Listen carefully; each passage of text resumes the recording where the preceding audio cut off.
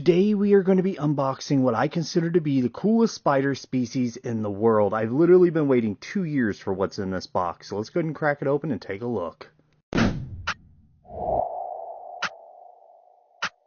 So as I said earlier, I've literally been looking for these spiders for 2 years, and somebody told me that Marshall Arachnids had them coming available, that they had actually bred them. So these are the infamous netcaster spiders, also netcasting spiders, also known as the ogre face spider. These guys are truly creepy. Those little white cards right there are actually their birth dates and information about each sling. And then we have a really cool business card, also the setup instructions and the list of what's in the box. Let's go ahead and crack it open and make sure everybody's okay. There's a heat pack. It's very nicely wrapped. I like that wrapping paper. I love the purple and black accents, right? It's a real cool look. Yeah, that looks nice. Sweet. Okay, so we should have 4. Ooh, look, there's a little baby right there. So I've never even seen one of these in real life, so I'm really excited. Look at that. So that's one of the females. We ended up getting 2 pairs of these. We're not really supposed to touch them or mess with them. Of course, I got to get the little pieces of paper out of there, and I will have to put them inside their enclosure here very soon. But I'm just going to do a live check is essentially what we're doing here. We're not trying to harass anybody. They've had enough stress, right? That's cool. I put this little mesh down in there for them to build their webs so they could be secure during transport so they don't injure themselves. It's a bad part about transporting any web building spider. It can be a little sketchy if not done right, but this looks done very well. I do like that mesh. That's kind of cool. What's up, dude? Can we see your face? I've been literally waiting like my whole life for this. Could we see your little face? I'm sorry. Oh, nope. I said we can't hold you. What part of that did you not understand? He's like, oh, I'm going places, dude. I've been cramped in that freaking thing. I don't like that. Look at that face, though. That's what makes these guys unique. They have the best vision of any spider in the world that we know of. They can see in complete darkness. They have a membrane that regrows every day. It takes about 2 hours to grow over that front eye. They actually have 8 eyes. And they have to be able to see their prey in order to build the net and throw the net of web over it, right? They got to be able to see. They're not just like a dip net fishing where you're just dipping in the water hoping to catch something. He sees the bug and he catches it.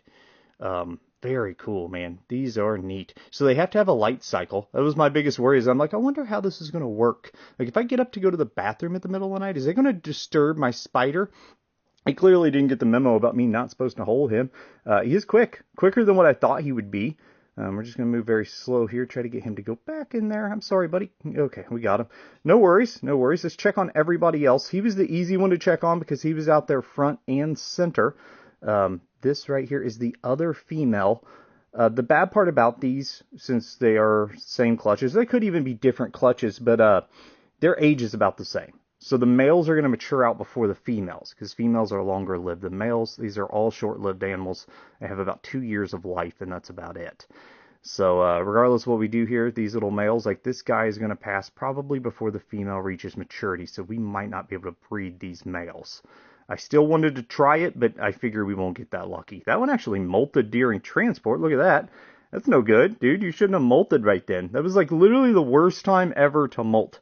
He's just showing us that booty. So these are sexually dimorphic, meaning that you can just look at him and see that it's a male. He's got that skinny, long abdomen, unlike the thick female abdomen, right? I do believe legs might be a little bit longer, too. Of course, most tarantulas or spiders, you can tell when they're adult. But most of them, when they're this small, you probably can't tell this easy. I mean, even me, never seeing them in real life, I can look at it and tell. Like, look at that. What's cool about these are from Cameroon, Africa. These are one of the easiest netcasters to keep. But they're found worldwide. I mean, you can find them in Australia. You can find them here in North America, like down in Florida, I do believe. I know it's the very southern states that you can find them in. Let's change it up a little bit. Those are the 4 that I got. We did get this little ghost mantid right here. I love ghost mantids. Unfortunately, my oofs did not hatch last year. So we'll try again eventually. Right now, I just want to have one as a pet.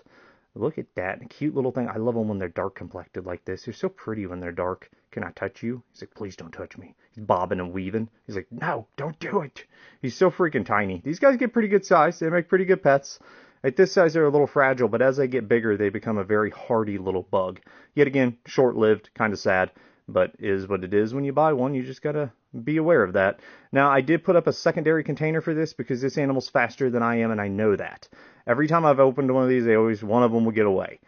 This is a little huntsman spider. This is actually known as a lightning huntsman spider, little baby. Look at him. He's so freaking cute.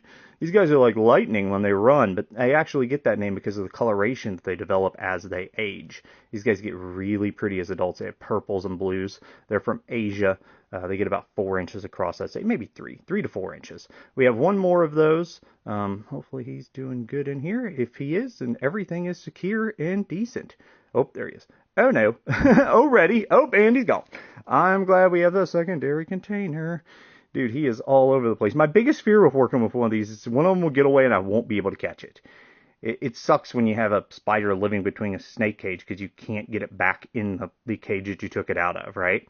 We had that experience the other day. It took me 2 hours to catch a Borneo blue leg, but we always catch them. It just sometimes takes a lot of time and a lot of effort. He can walk up vertical surfaces. If I was real worried about it, we could put him in a bathtub. They don't seem to be able to run up the sides of the walls in a bathtub.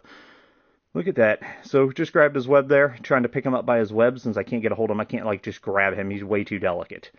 He's not one to go back into the vial. I'll try scoop in the beginning because clearly that web grabbing's not working. If you want to see Marshall arachnids, go check them out. I will have them linked down in the description. I appreciate you checking out this video. If you want to see them grow, make sure you also follow my page. Have a good one, guys.